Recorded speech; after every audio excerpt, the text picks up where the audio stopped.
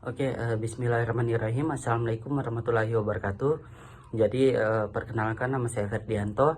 Saya dari kelas D dengan NIM A1212520 125, mahasiswa semester 2 program studi pendidikan bahasa Inggris Universitas Tadulako. Nah, jadi pada video kali ini saya akan menjelaskan sebuah materi yang berisi tentang penyalahgunaan media sosial sebagai dampak perkembangan iptek di Indonesia. Nah, yang dimana materi ini membahas tentang bagaimana perkembangan sebuah teknologi itu memberikan manfaat, tetapi juga menimbulkan dampak negatif jika tidak digunakan dengan bijak. Nah, tanpa berlama-lama langsung saja kita lanjut ke slide selanjutnya. Nah, jadi pada slide kedua ini yang berisi tentang latar belakang.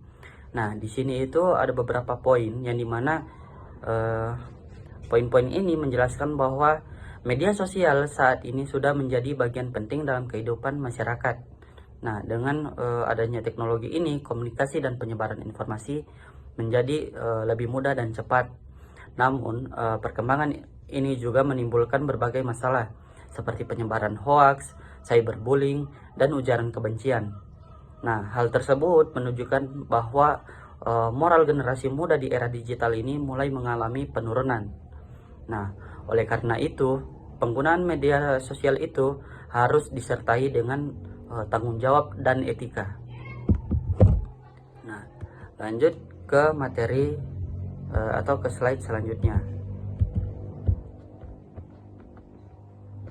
Nah, permasalahan media sosial. Nah, jadi pada slide ini berisi tentang permasalahan utama dalam media sosial, yang dimana itu adalah meningkatnya penyebaran berita palsu atau hoax yang dapat mempengaruhi cara berpikir masyarakat.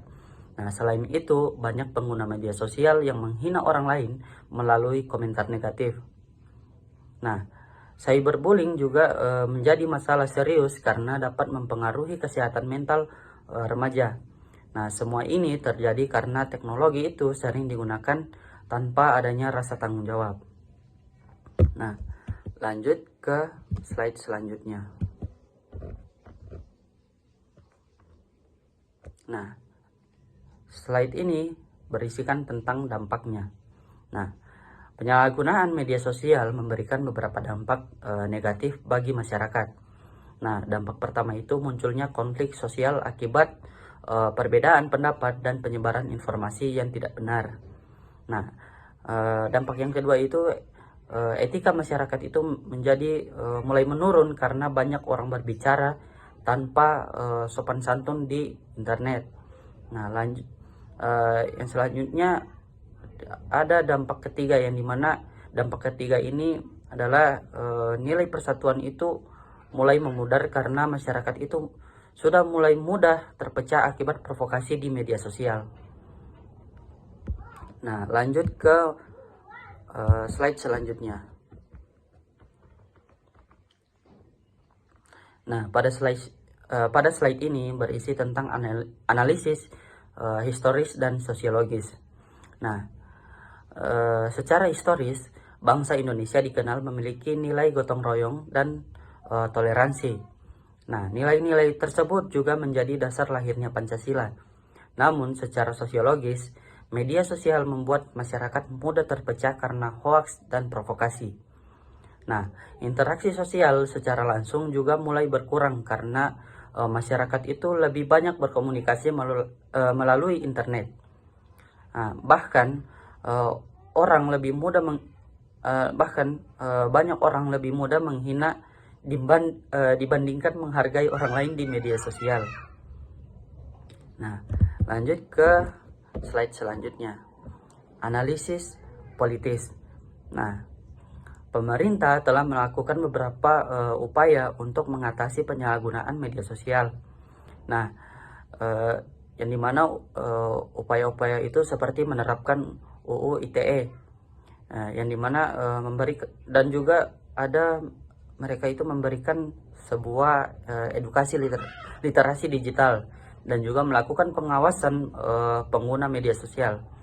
Nah, namun upaya-upaya ini atau penegakan hukum ini tidak cukup.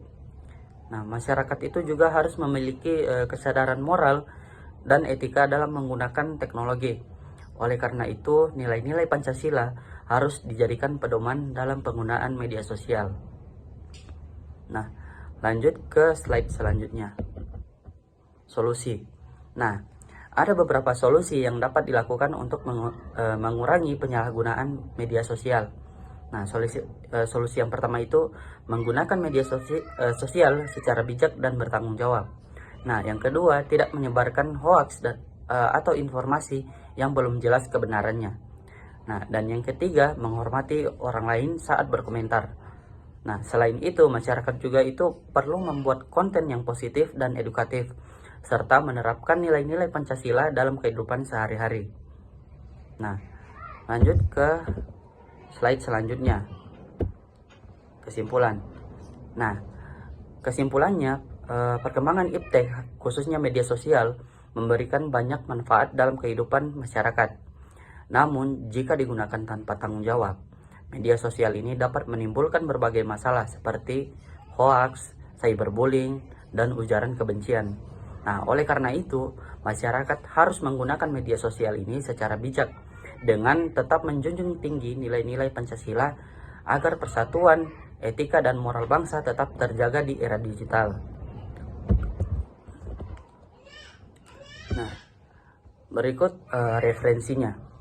Nah, jadi materi dalam presentasi ini berasal dari modul pendidikan Pancasila tahun 2016 yang diterbitkan oleh Kementerian Riset, Teknologi, dan Pendidikan Tinggi Republik Indonesia.